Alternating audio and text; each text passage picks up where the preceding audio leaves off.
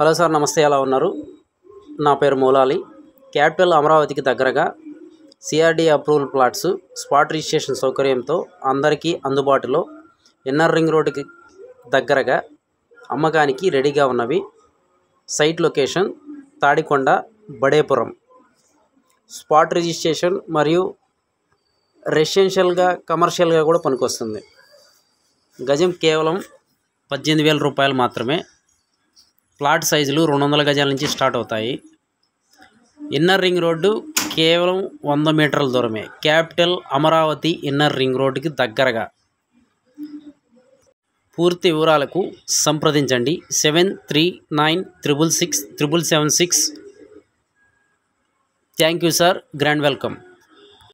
రాజధాని Amaravati outer ring road త్వరలో కార్యరూపం దాల్చబోతోంది. 25,000 కోట్ల రూపాయల వ్యయంతో చేపట్టబోయే ఈ ప్రాజెక్టు భూసేకరణ కోసం కృష్ణా, ఎన్టీఆర్, ఏలూరు, గుంటూరు, పల్నాడు జిల్లాల కలెక్టర్లకు ఎన్హెచ్ఏఐ అధికారులు లేఖలు రాశారు. ప్రాజెక్టు అలైన్మెంట్, డిపిఆర్లకు కేంద్రం నుంచి ఆమోదం వచ్చిన వెంటనే భూసేకరణ ప్రారంభించేలా ఏర్పాట్లు చేస్తున్నారు. ఏడాదిలో ఓఆర్ఆర్ పనులు ఆరంభించే వీలుందని అధికారులు చెబుతున్నారు.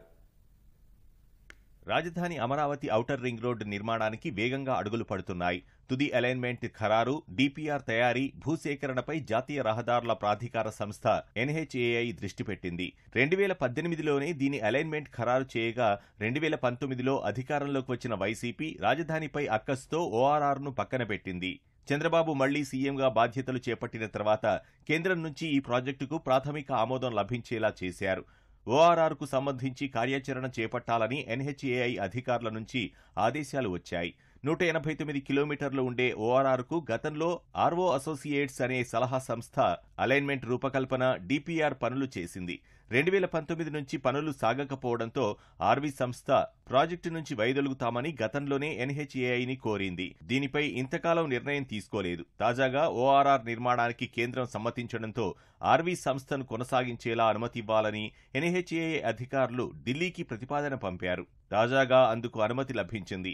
ఆర్వీ సంస్థతో ఈ వారంలో ఎన్హెచ్ఏఐ సప్లిమెంటరీ ఒప్పందాన్ని చేసుకోనున్నారు.